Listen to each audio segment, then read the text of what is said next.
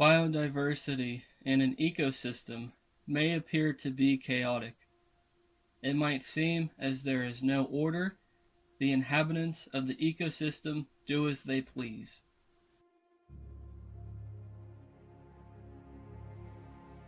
Even in places high in biodiversity, there is always one species that asserts themselves as being on top. There's always one species that takes control and organizes the territory into their kingdom. This is the story of the Skink Dynasty.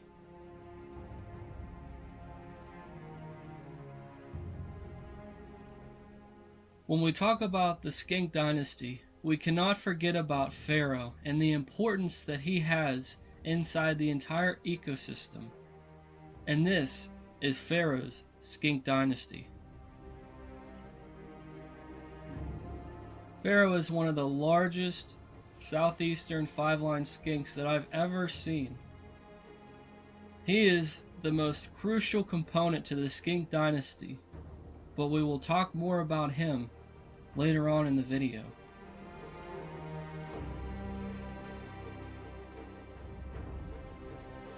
Joining the skinks is more of a security inside the ecosystem. This is a squirrel tree frog who goes by the name Florence. Florence is a very important part to the Skink Dynasty, being one of the more secluded inhabitants, only coming out at night. He stays very close to the background where he blends in, and especially one night when he began calling on the background, I wanted to see if I could get him calling on camera, so I set up a trap with YouTube.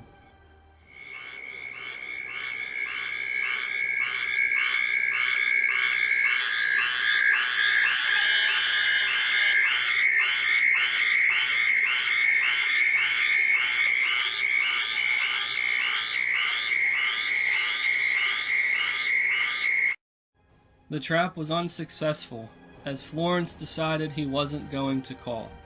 We cannot overlook the role of Florence. He is the overnight security of the Skink Dynasty. He cleans up all the pesky insects that could cause problems for the skinks, and he also has free roam over the entire Skink Dynasty at night. He can rely on Pharaoh to clean it up during the daytime, and Florence, all he has to do is maintain his part at night. For whatever reason, the snail always seems to be around and assisting Florence.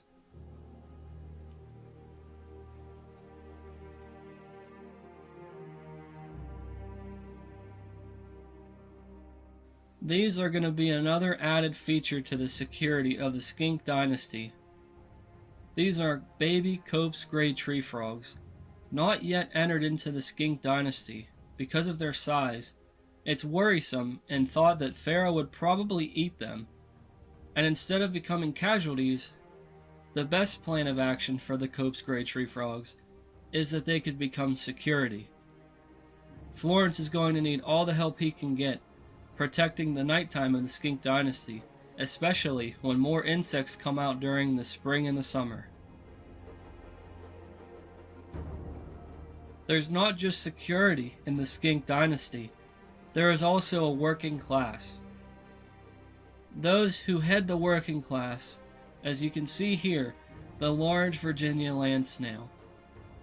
These are truly one of the most remarkable specimens that I've ever come across in the wild or in captivity.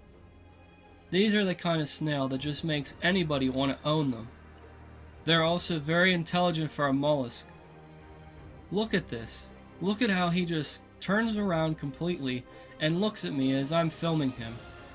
It's truly incredible to see how curious these little snails are. They remind me of a dog, just how curious and nosy they can be. It's truly incredible to see their reign inside the enclosure and what they bring to the ecosystem. They always have a spunky personality doing whatever they please, and Pharaoh does not bother them. They have free reign inside the enclosure.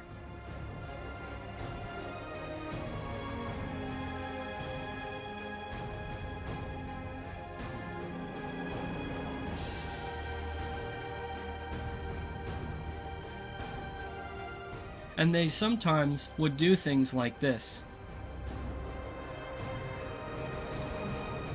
The problem is with the working class, not just the large snails, but another member, the northern giant American millipede, are going extinct inside the enclosure. It is thought because the conditions are a little too warm and a little too humid, it's tempering with the ecosystem, especially the northern inhabitants, such as the millipedes and the snails, who are actually from the northeast, not the southeast. So sadly, the large millipedes and the land snails have been dying out and going extinct inside the Skink Dynasty. So the working class is really taking a major hit inside the Skink Dynasty.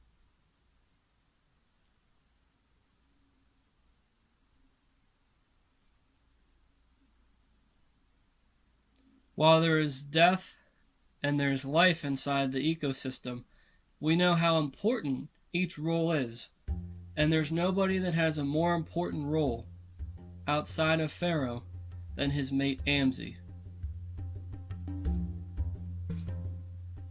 Amzi is the female southeastern five-line skink, the mate of Pharaoh, and the matriarch of the Skink Dynasty. To sum it all up in one word, royalty. That's who Amzi is. Amzi is not the only skink though, along with Pharaoh. There used to be an offspring called Ruby. We believe this to be Ruby, but we're not sure if it's her. In the comments, please let us know if you think this is another skink as opposed to Amzi. It looks like it's slender in appearance and has a longer tail, but we're just not sure. So in the comments, please let us know. Whether that was Amzi or it's Ruby, getting back to business, Amzi is the only inhabitant of the entire ecosystem that has protection beyond belief. No matter where Amzi is in the entire enclosure, Pharaoh is not far from her, and he makes sure to keep her in his sight at all times. If anything were to ever startle or threaten Amzi, he is going to risk his life to defend her. It's more of her being a part of his territory than it being a love circle. But he still cares for her, and he enjoys her company. Pharaoh is definitely one of those kinds of lizards that enjoys bonding with Amzi. So while he's fierce and ferocious when he's hunting and defending his territory, he's also very calm and very loving whenever he has opportunities. This is something that happens quite often inside the enclosure. Pharaoh will come up to the top of the background, and Amzi will follow him when the coast is clear. Once the coast is clear, they'll both sit underneath the heat light, and they'll just continue to bask, but on top of each other. It's a very smart strategy. They get a lot more heat this way, but also Amzi feels more protected and Pharaoh feels more dominant. When we're talking about Pharaoh, it's finally time to talk about the leader of the Skink Dynasty. These are some of the rarest clips watching the southeastern five-line skink hunting and eating inside their enclosure. There's not very many clips of this on YouTube or anywhere in the world for that matter. They're usually just looked at as the regular five-line skink. But this is actually a subspecies and a southern cousin or relative to the five-line skink that we normally have, the northeast, and it does go down to the southeast.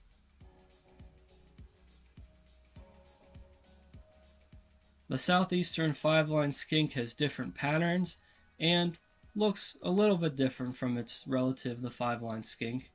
But Pharaoh is one of the largest males that I've ever seen for a southeastern five-line skink.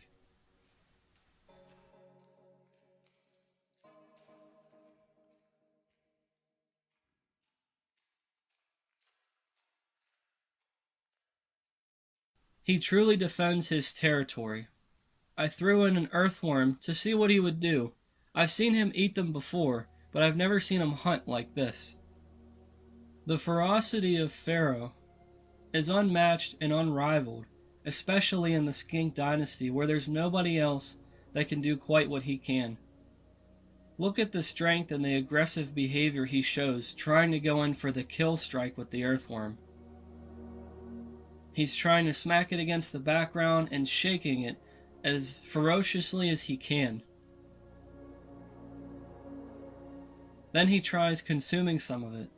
This is truly a unique strategy, and it's not something that frogs do, I can assure you that.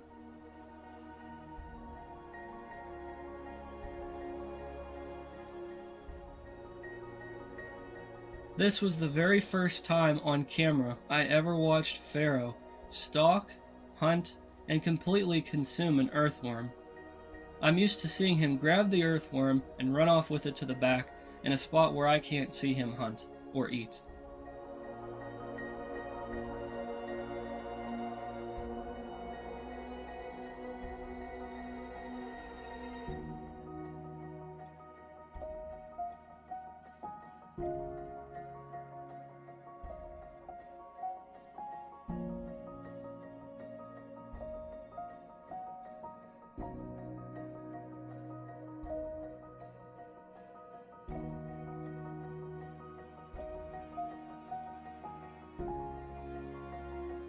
Pharaoh is not always with Amzi. Sometimes he's doing things on his own in his own solitude fortress inside this log.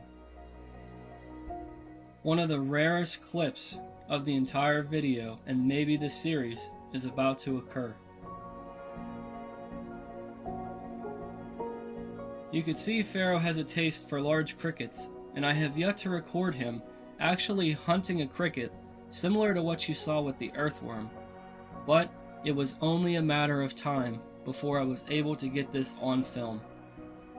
This is one of the most rare clips that I've ever been able to capture on the channel, is watching Pharaoh, the large southeastern skink, defending the dynasty and hunting a cricket. Here it is.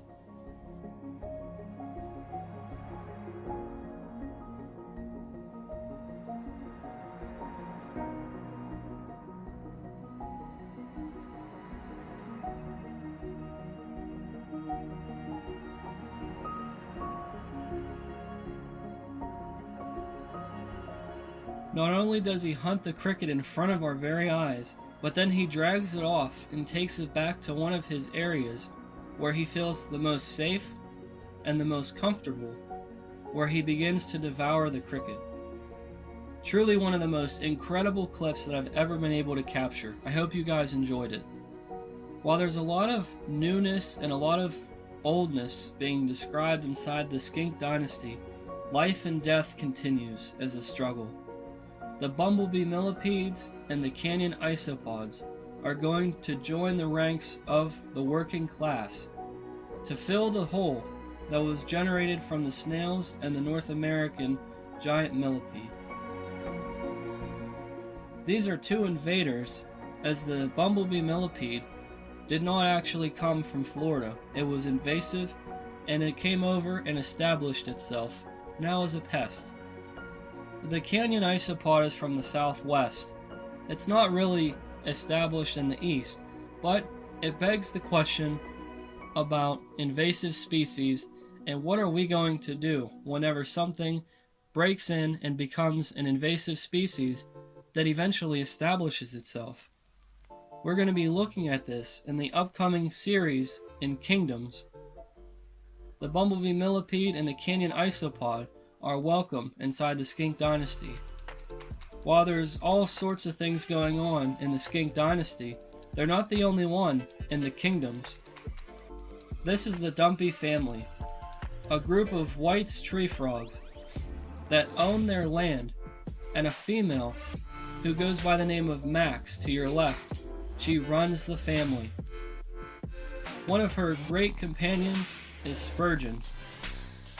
Spurgeon is a younger and a smaller male whites tree frog. He can be found pretty close to Max almost all times of the day. But make no mistake, this is Max's home.